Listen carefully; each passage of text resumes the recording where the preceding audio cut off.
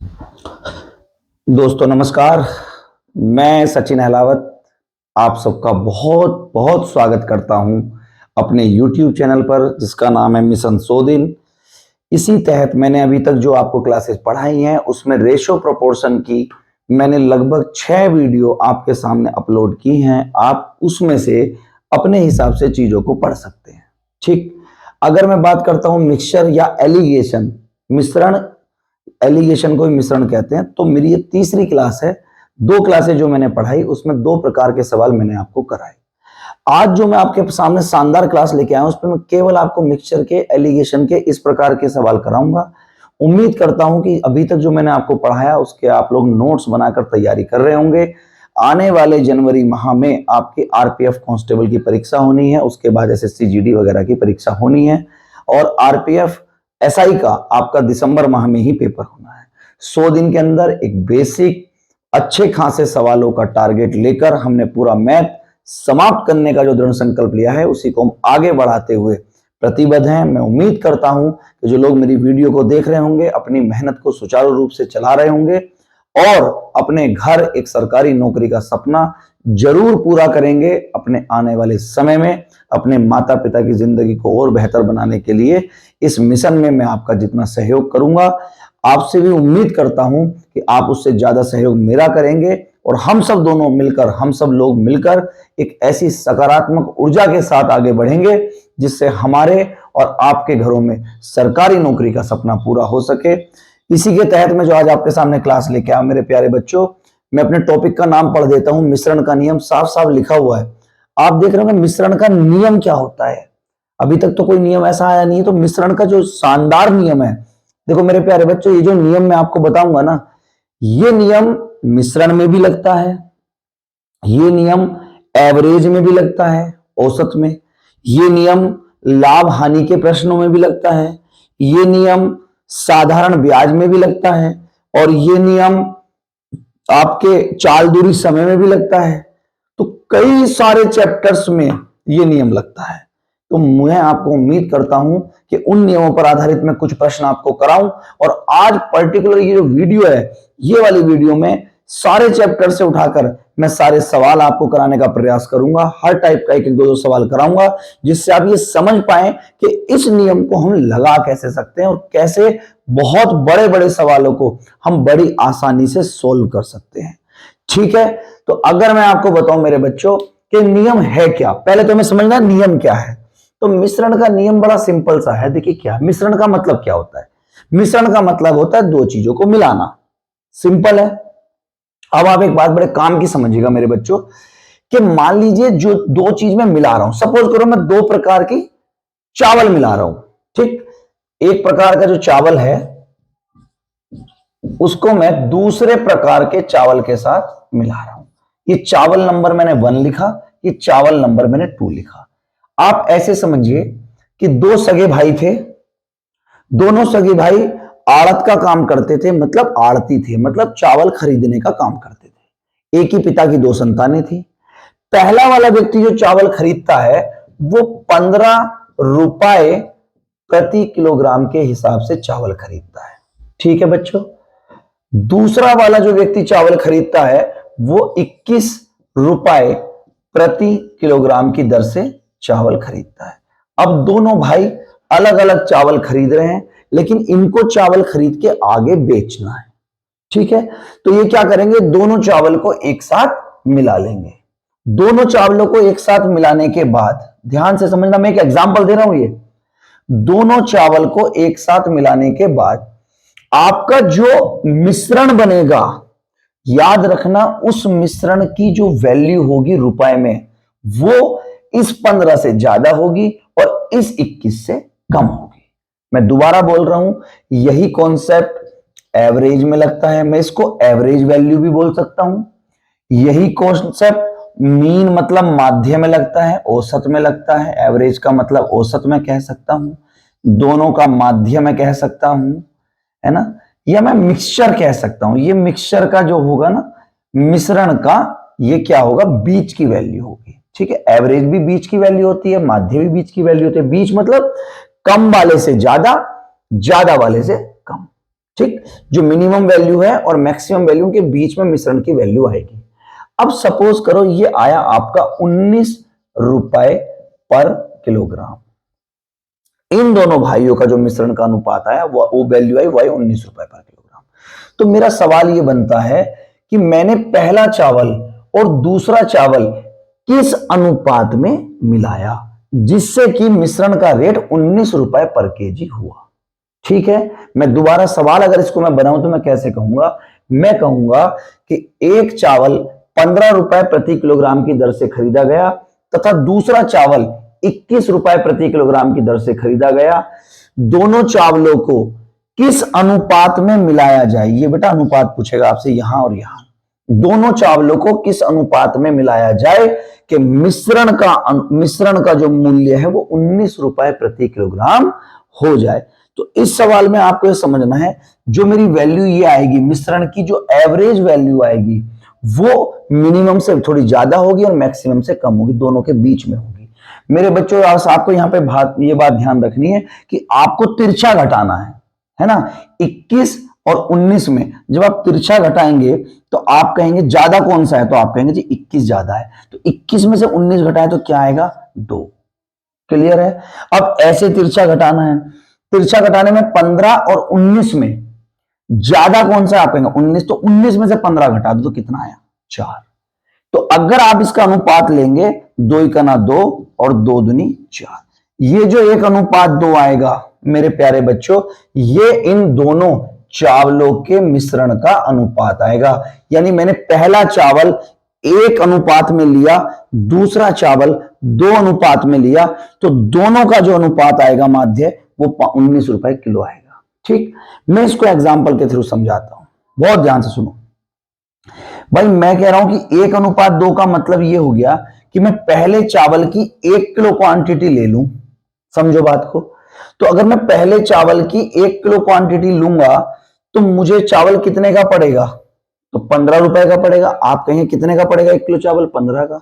तो ठीक है, पहला चावल मुझे 15 रुपए का पड़ा 1 किलो चावल। ठीक है, दूसरा वाला जो चावल है 21 रुपए पर किलोग्राम के हिसाब से मैं कितने किलो लूंगा, 2 किलो लूंगा। तो मुझे 2 किलो चावल कितने का पड़ेगा, तो आप कहेंगे 21 दूनी 42 रुपए का पड़ेगा। 2 किलोग्राम चावल कितने रुपए का पड़ेगा, तो आप कहेंगे जी 42 रुपए का पड़ेगा। ठीक है, तो मुझे एक बात बताओ कि मेरे पास कुल चावल जो आया दोनों भाइयों का मिलाकर वो कितने किलो आया, तो आप कहेंगे जी 3 किलो चावल आया। ठीक है, और 3 किलो चावल दोनों भाइयों को पड़ा कितने का, तो 42 × 15, तो आप कहेंगे जी 57 रुपए का पड़ा। तो 3 किलो चावल जब 57 रुपए का पड़ा मिश्रण के बाद, तो मैं यहां से कहूंगा कि 1 किलो चावल का मूल्य क्या होगा, तो आप कहेंगे जी 57/3 होगा, यानी 19 रुपए प्रति किलोग्राम आपके मिश्रण का मूल्य आएगा। क्या आपको मेरी बताई हुई बात समझ में आई? मैं दोबारा बता देता हूं कि यहां पे जो मैं आपको सिखा रहा हूं वो मिश्रण का नियम सिखा रहा हूं। मिश्रण का नियम ये कहता है कि जब आप 2 प्रकार की क्वांटिटी को आपस में मिलाते हैं तो जो उनका एवरेज आता है, दोनों मिश्रण का एवरेज आता है, वो एवरेज न्यूनतम से ज्यादा और अधिकतम से कम होगा, यानी उन दोनों के बीच में होगा। तो दोनों चीज किस अनुपात में मिलाई गई, ये जो अनुपात आया किसका आया है, ये अनुपात आया है जो आपकी क्वांटिटी है ना, क्वांटिटी का अनुपात, रेशो ऑफ क्वांटिटी का अनुपात आया है। क्लियर है ये बात? तो आपने 15 और 21 का मिलाया और आपका 19 आया, आपसे अनुपात पूछ रहा है, तो आप कहेंगे 21 और 19 का अंतर क्या हुआ, 2, और ज्यादा में से कम घटाना है, 15 और 19 का आप कहेंगे 4, तो 2:4 का मतलब हुआ 1:2। तो मैं कहूंगा 1:2 का मतलब हुआ कि पहली क्वांटिटी 1 अनुपात में मिलाई गई, दूसरी वाली 2 में। ये तो मैंने उत्तर की जांच आपको बताई कि 15 वाला चावल अगर 1 किलोग्राम मिलाया गया तो 21 वाला चावल 2 किलोग्राम मिलाया गया, तो 15 का चावल 1 किलोग्राम 15 रुपए का और 21 वाला चावल 2 किलोग्राम 42 रुपए का। तो 3 किलोग्राम दोनों भाइयों ने जो चावल इकट्ठा करा वो पड़ा 15 और जमा 42 57 रुपए का। तो 3 किलोग्राम 57 का, तो 1 किलोग्राम 19 का। देखो यही एवरेज आया कि नहीं आया?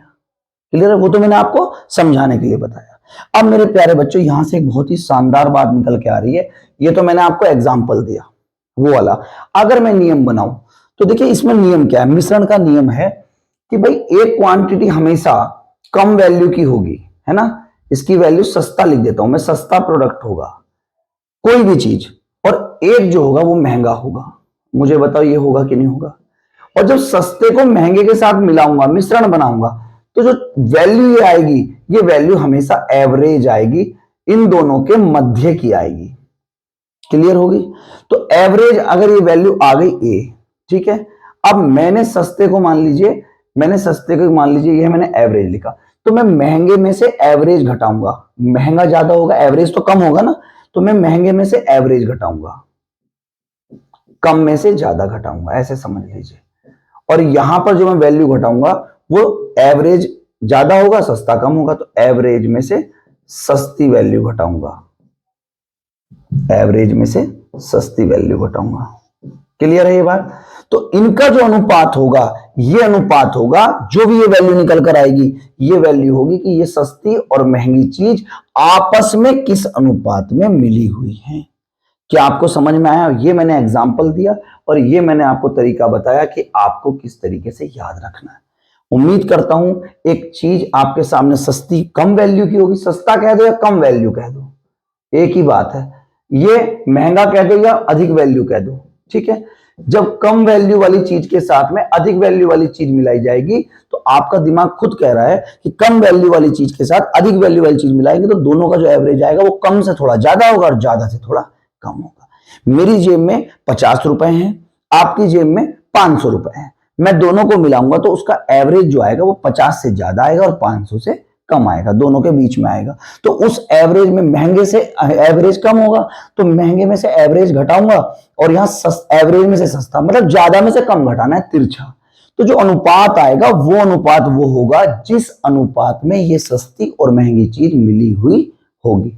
मुझे लगता है कि ये कॉन्सेप्ट आपको समझ में आया होगा। इस पर मैं जब आपको 3-4 सवाल कराऊंगा तो चीजें आपकी आराम से क्लियर होंगी, ठीक है। इसमें मैं आपको सवाल बताता हूं, बेटा ध्यान से देखो। देखो बच्चों कितना प्यारा सवाल है। मिश्रण के नियम पर ही मैं आपके सामने सवाल लेकर आया हूं। सवाल में क्या कह रहा है? सवाल में कह रहा है कि 25 रुपए प्रति किलोग्राम वाली वस्तु को 20 रुपए प्रति किलोग्राम वाली वस्तु के साथ किस अनुपात में मिलाकर बेचा जाए कि मिश्रण का मूल्य 22 रुपए प्रति किलोग्राम हो जाए। जो मैंने अभी कॉन्सेप्ट बताया था उसी प्रकार का सवाल है।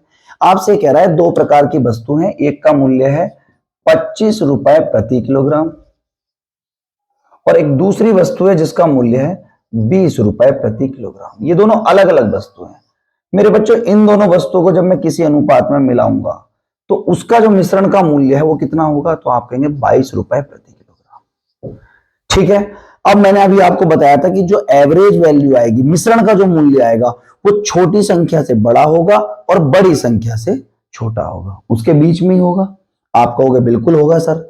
तो अब मैंने आपको बताया कि दोनों किस अनुपात में मिले हुए हैं जिससे मिश्रण का जो रेट है वो 22 रुपए है, ठीक। मैंने कहा बेटा तिरछा घटाना है। 22 और 20 में बड़ा कौन सा है? तो आप कहेंगे जी 22 बड़ा है। तो 22 में से 20 घटाओ तो क्या आया? आप कहेंगे जी 2 आया। ऐसे ही 25 और 22 में कौन सा बड़ा है? तो आप कहेंगे जी 25 बड़ा है। तो 25 में से 22 घटाओ, क्या आया? 3 आया। तो मेरे प्यारे बच्चों, जो आपका ये वाला दोनों क्वांटिटी आपस में मिली है वो 2:3 में मिली है। उत्तर की जांच अगर करना चाहते हो, मान लीजिए कि आपका 2 किलोग्राम जो है 25 के रेट में है और 3 किलोग्राम चीज 20 के रेट में है, ये आपने मान लिया। तो 25 के रेट में जब 2 किलोग्राम होगा तो कितने रुपए का होगा? तो आप कहेंगे 25 दूनी 50 रुपए का होगा। ये क्लियर है या नहीं? ये बताओ। आप कहेंगे जी बिल्कुल क्लियर है। कितने किलो है? 2 किलो। ऐसे 20 के रेट में जब 3 किलो होगा तो कुल कितने रुपए का सामान हो गया? 20 दिया 60 रुपए का सामान हो गया। तो कुल कितने रुपए का सामान हुआ? तो आप कहेंगे 110 रुपए का सामान हो गया। अब 110 रुपए का सामान कितने किलो हुआ? 2 और 3 5 किलो। तो 5 किलो का मूल्य 110, तो 1 किलो का कितना होगा? तो 110 बटे 5। तो आपका आंसर क्या है मुझे बताओ? 22 रुपए प्रति किलोग्राम। यही निकल के आ रहा है कि नहीं आ रहा है? तो मिश्रण का नियम आप बड़े आराम से, मैं उत्तर की जांच दिखा रहा हूं कि आपको समझ में आ रहा है कि नहीं आ रहा है। तो जब भी दो क्वांटिटी को मिलाएगा, उन दोनों क्वांटिटी को मिलाने पर जो तीसरी एवरेज आएगा, जैसे मैं आपको एक एग्जांपल समझाता हूं, वो इस सवाल को औसत में कैसे कहेगा, एवरेज वाले चैप्टर में कैसे कहेगा। वो कहेगा कि किसी कक्षा में लड़कियों का औसत भार 40 किलोग्राम है, एक क्वांटिटी दे देगा, लड़कियों का 40 है, तथा लड़कों का औसत भार 60 किलोग्राम है, तथा संपूर्ण कक्षा का औसत भार 55 किलोग्राम है। यानी लड़कियों का 40 है तो उससे ज्यादा है 55, और लड़कों का अगर 60 है तो उससे कम है 55, यानी मैक्सिमम और मिनिमम के बीच में होगा। ठीक, तो वहां से कहेगा बताओ कक्षा में लड़के तथा लड़कियों की संख्या का अनुपात कितना है। क्या आपको समझ में आ रहा है? अच्छा, एक चीज मैं आपको यहां पे बता दूं, ये 25 रुपए प्रति किलोग्राम और 20 रुपए प्रति किलोग्राम का जो आपको वैल्यू दी है, इसका अनुपात है 2:3। अगर सपोज करो इस मिश्रण की वैल्यू आपको 50 लीटर दे दे, सॉरी लीटर तो नहीं होगा, किलोग्राम में, 50 किलोग्राम दे दे, ठीक है, टोटल मिश्रण मतलब ये वाला और ये वाला मिलकर कितना है 50, तो ये 50 को फिर मैं 2:3 में बांटूंगा, इसीलिए मैंने इसको क्वांटिटी ऑफ रेशो कहा था। ठीक है ना, क्वांटिटी का अनुपात। तो 50 को मैं 2:3 में बांटूंगा, तो 50 के कितने भाग करूंगा, तो 2 और 3 5, तो 5 भाग की वैल्यू 50, तो एक भाग की वैल्यू 10। ये मैं पिछली वीडियो में सिखा चुका हूं, एक की 10 तो ये 20 किलोग्राम होगा और ये 30 किलोग्राम होगा। मुझे लगता है आपको ये बात समझ में आ रही होगी। इस पे मैं आपके सामने एवरेज का एक क्वेश्चन अगर यहीं पर मैं आपसे कहूं, मान लीजिए एवरेज का मैं क्वेश्चन यहीं पे आपको समझा रहा हूं, हालांकि एवरेज पूरा एक अलग टॉपिक है, लेकिन मैं यहीं पे क्वेश्चन समझा रहा हूं। मान लीजिए किसी विद्यालय में जो कुल विद्यार्थी है, कुल विद्यार्थी, ध्यान से देखना, कुल विद्यार्थी आपको दिए हैं, इनकी संख्या मैं अभी तय नहीं कर रहा हूं, उसमें कुल विद्यार्थी जो भी अभी तय कर लेंगे, लड़के और लड़की है, ये भी ठीक है, आप कहेंगे बिल्कुल ठीक है। तो लड़कों का जो औसत भार है, औसत वजन है, वो मान लीजिए आपका 60 किलोग्राम है, 60 किलोग्राम लड़कों का औसत भार है। लड़कियों का औसत भार आप कुछ भी मान सकते हैं, 40 मान लीजिए, 45 मान लीजिए, 45 किलोग्राम लड़कियों का औसत भार है, दोनों का औसत भार है। पूरी कक्षा का जब हमने निकाला तो बताओ पूरी कक्षा का जो आएगा वो 45 से ज्यादा आएगा और 60 से थोड़ा सा कम आएगा। तो 45 से ज्यादा आया, 60 से कम आया, आप कुछ भी मान लीजिए, यहाँ पे जो आप वैल्यू रखोगे उसी अनुपात में लड़के लड़के हम बांट देंगे। तो आप कहते हो जी इसको आप 52 रख लीजिए, है ना, या आप कहते हो इसको आप साहब 56 रख लीजिए, लो 56 रख लो, जो आप कहेंगे वो वैल्यू रख लीजिए, हमें सवाल में दिया रहेगा। अब मुझे बताओ 60 और 56 का जो अनुपात है, अंतर है वो कितना है, आप कहेंगे जी 4 है। ऐसे 45 और 56 का जो है तो आप कहेंगे 11 है। तो 11:4 के अनुपात में उस विद्यालय में लड़के और लड़की हैं। अब आपको जो वैल्यू देगा ना, उसके 11 और 4 15 भाग हो रहे होंगे। सपोज करो कुल विद्यार्थी मैंने 600 दे दिए। अब सवाल क्या बनेगा, ध्यान से सुनना। एक विद्यालय में कुल 600 विद्यार्थी हैं, जिनमें लड़कों का औसत भार 60 किलोग्राम है तथा लड़कियों का औसत भार 45 किलोग्राम है, तथा विद्यालय के समस्त विद्यार्थियों का औसत 56 किलोग्राम है। तो बताइए विद्यालय में कितने लड़के तथा कितनी लड़कियां हैं। ठीक, तो आप कहेंगे 60 और 45 का 56, डिफरेंस आपने लिया 11, यहां लिया 4, तो आपको इस 600 के कितने टुकड़े करने हैं, 600 को 11 और 4 15 भागों में बांटना है। ये डिवीजन मैं आपको पिछली क्लास में सिखा चुका हूं। तो 11 और 4 15 भाग करने हैं, किसके, 600 के। तो एक भाग 600 बटे 15, तो एक भाग कितना आएगा, आप कहेंगे 40। तो 11 भाग कितने होंगे, तो 11 गुना 40, और 4 भाग कितने होंगे, 4 गुना 40। ठीक है, 11 चौक 44, 440, और 4 चौक 16, 160। तो देखो 440 और 160 कुल कितने आ गए, 600। तो ये एक अलग चैप्टर है, लेकिन मैंने जो आपको बताया कि ये मिश्रण का नियम आपके औसत में भी लगेगा। तो जो मैंने सवाल बोला, मेरी वीडियो को पॉज करके आप मेरी बोली हुई भाषा में सवाल लिख लेना और वहां से सवाल यहां पर उतार लेना। ठीक है, इसका सॉल्यूशन आपने कर लिया, एक सवाल मैंने आपको औसत का करा दिया। ऐसे ही इसी नियम पर जब आप आगे चलेंगे तो आपका सवाल बनेगा, औसत का बताया, ऐसे ही बनेगा ब्याज का सवाल। किसका बनेगा, ब्याज का सवाल। तो ब्याज का सवाल कैसे बनेगा, ब्याज का सवाल बनेगा कि भाई बहुत सारी, मान लीजिए कुल कुछ पूंजी है, पूंजी मतलब होता है पैसा, ठीक है, वो पैसे में से कुछ पैसा 4% की दर पर दिया गया ब्याज पर, और कुछ पैसा 5% की दर पर दिया गया। ठीक है, एक पैसा, कुल रुपए थे, मान लीजिए कुछ भी पैसे थे, उनमें से कुछ पैसा, उसी रुपए में से कुछ पैसा तो 4% के ब्याज पे दे दिया, कुछ पैसा 5% के ब्याज पे। मेरे बच्चों, जब दोनों क्वांटिटी से पैसा वापस आएगा तो आपकी जो रेट ऑफ इंटरेस्ट आएगी, मतलब दोनों से जो पैसा प्राप्त होगा, वो 4% से तो ज्यादा होगा और 5 से थोड़ा कम होगा, एवरेज होगा। मान लीजिए वो आपका आया 4.3%।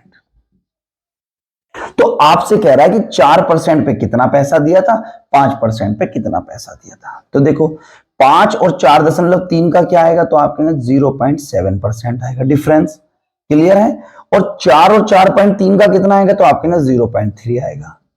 तो देखो जब मैं इनका अनुपात लूंगा तो परसेंट से परसेंट कटेगा, दशमलव से दशमलव कटेगा, तो आपका जो रेशो आएगा वो आएगा 7:3। तो अगर मैं पूंजी को मान लेता हूं 5,000 रुपए, ठीक है, तो मुझे इस 5,000 रुपए के 7:3 के अनुपात में बांटना है। तो 7 और 3 10 भाग, किसके, 5,000 के, तो 1 भाग 500, तो 5 सत्ते 3500 रुपए जो उसने दिए थे वो 4% पे दिए थे, और 7 या 2100 रुपए जो आप, 7 3 10, हाँ 500 ना, 500 थे, 1500 रुपए जो आपके दिए थे वो 5% पे दिए थे। 3500 और 1500 कितना हो गया, 5,000। तो मेरे प्यारे बच्चों, इतना प्यारा कॉन्सेप्ट है, एलिगेशन का औसत में लगता है, ठीक है, प्रतिशत में लगता है, ब्याज में लगता है, लाभ हानि में लगता है, लाभ हानि के सवालों में लगेगा। तो ये जो इतना प्यारा सवाल है, जहां जहां आगे आएगा बस इसको ध्यान रखना। अगर आपके दिमाग में ये बात है कि कहां कहां लग सकता है, तो ध्यान रखना, जब दो प्रकार की अलग अलग क्वांटिटी की बात हो और फिर उन दोनों का संयुक्त बात हो, है ना। देखो यहां पे 60 लड़कों की बात हुई, लड़कियों की बात हुई, फिर संयुक्त की बात हुई। यहां पे देखो 4% दर पे बात हुई, 5% दर पे बात हुई, फिर संयुक्त की बात हुई। तो जहां पर दो प्रकार की अलग अलग क्वांटिटी का जिक्र हो, फिर उन दोनों के मिश्रण का जिक्र हो, या दोनों के एवरेज का जिक्र हो, या दोनों के माध्य का जिक्र हो, वहां पर एलिगेशन का नियम लगेगा। और उनका जो तिरछा अनुपात आप लेंगे, वो अनुपात में जो टोटल क्वांटिटी जो दी है वो बटी होगी। बस इतना आपको ध्यान रखना है। मैंने मिश्रण का एक सवाल कराया, उसके साथ मैंने एक औसत का और एक प्रतिशत का सवाल आपको बताया। इन सवालों को भी चाहो तो आप मेरी वीडियो को वापस जाके देखकर और उसको भी लिख सकते हो। तो ये जो मैंने आपको सवाल कराया है, ये आपका मिश्रण का नियम है। अब इस मिश्रण के नियम के आधार पर मुझे जो आज का विशेष क्वेश्चन आपके सामने कराना है वो मैं कराऊंगा। उसके आधार पर मैं आपको 2 सवाल घर के लिए दूंगा, एक ये वाला और एक अगला टाइप जो मैं करा रहा हूं। अगले टाइप को देख के कई बच्चों के पेट में दर्द होने लगता है। ठीक, डरने की बिल्कुल जरूरत नहीं है। जब आप उस सवाल को बना रहे होंगे इस नियम से, तो आप पाएंगे कि कुछ भी सवाल में ऐसा नहीं है जो आप नहीं कर सकते। समझ में आया आपको? आइए नेक्स्ट क्वेश्चन देखते हैं बेटा, इसके बाद वाला। देखो बच्चों, ये सवाल देखो आप, ठीक है, 2 मिश्र धातुओं में तांबे तथा जस्ते का अनुपात। ये बहुत इंपॉर्टेंट सवाल है। कल मैंने ऐसा सवाल कराया था 2 चीजों को मिलाने वाला, आज उसका जस्ट अपोजिट है। और ये एलिगेशन के नियम से इतना सरल बन जाएगा कि आप इसको देखेंगे आपको आनंद आ जाएगा। ध्यान से देखो, वो कह रहा है 2 मिश्र धातुओं में तांबे तथा जस्ते का जो अनुपात है वो 5:2 है तथा 8:5 है। 2 अलग अलग मिश्र धातु है, इसको समझिएगा।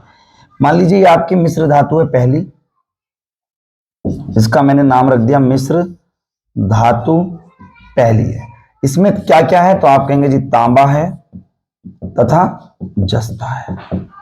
तांबे और जस्ते का अनुपात कितना है, तो आप कहेंगे जी 5:2 है। एक दूसरी मिश्र धातु है,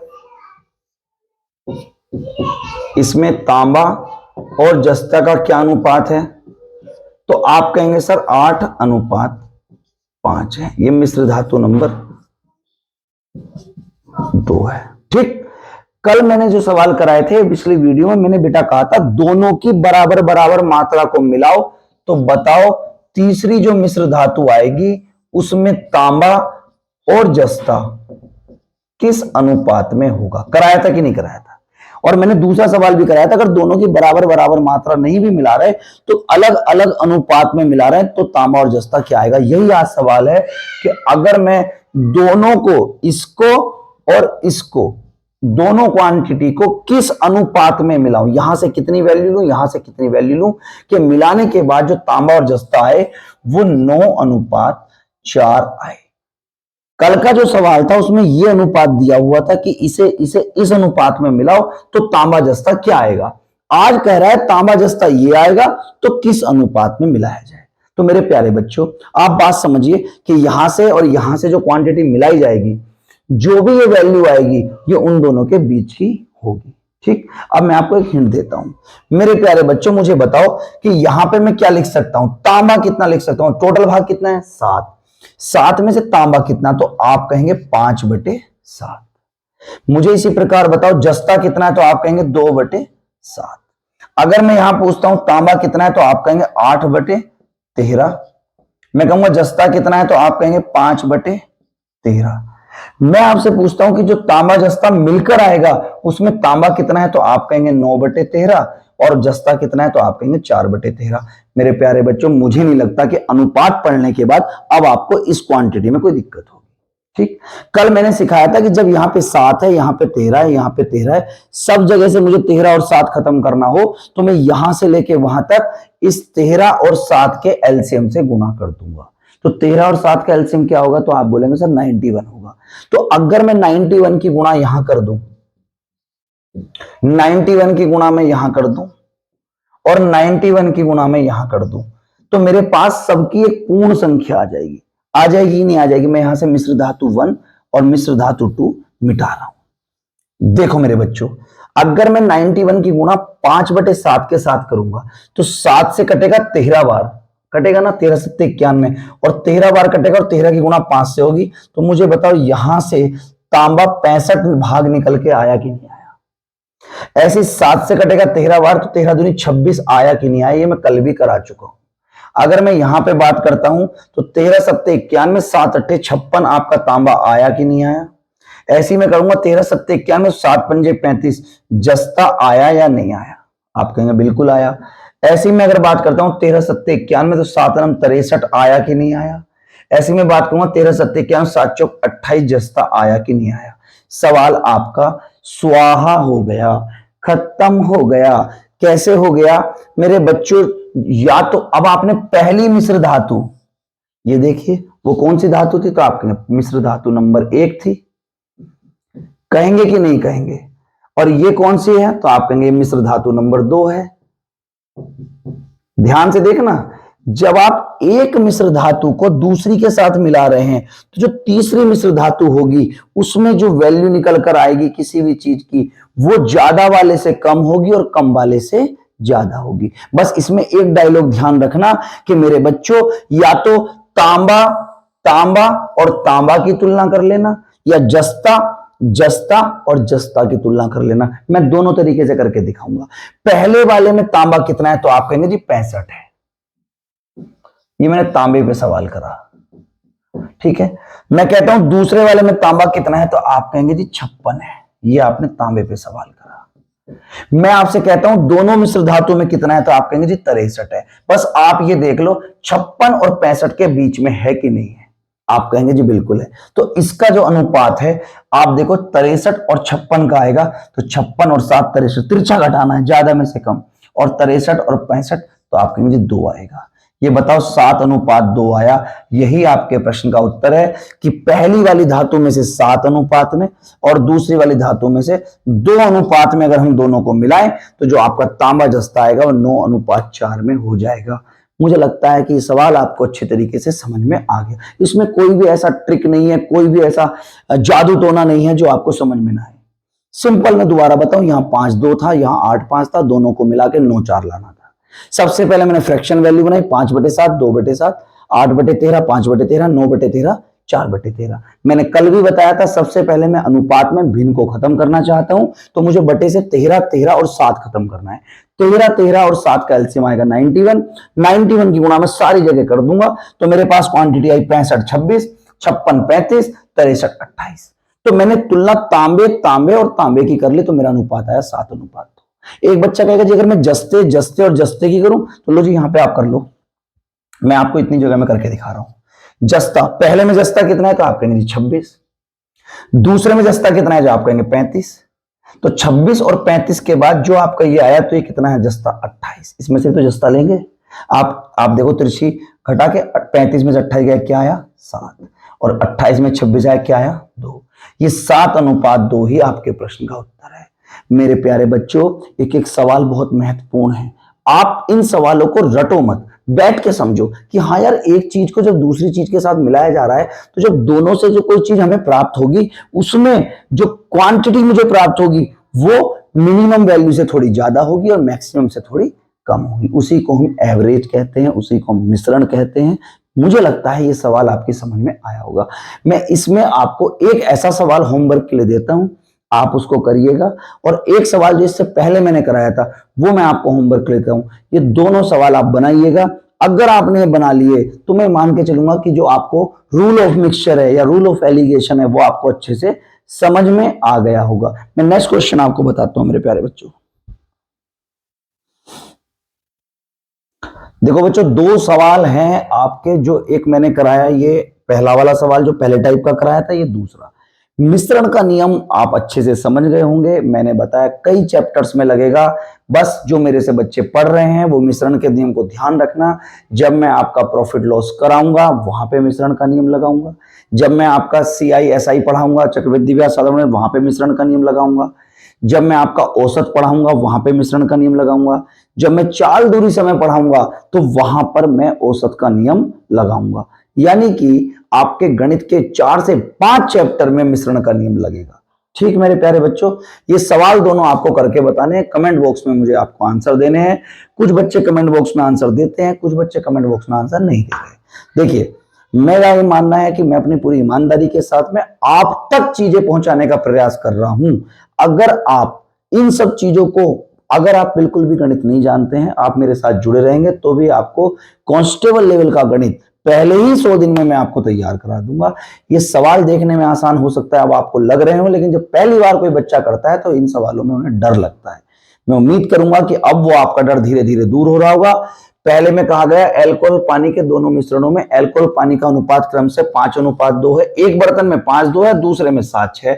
दोनों को किस अनुपात में मिलाया जाए कि जो तीसरा मिश्रण आए उसमें जो आपका विलयन है उसमें 8:5 में एल्कोहल और पानी आ जाए।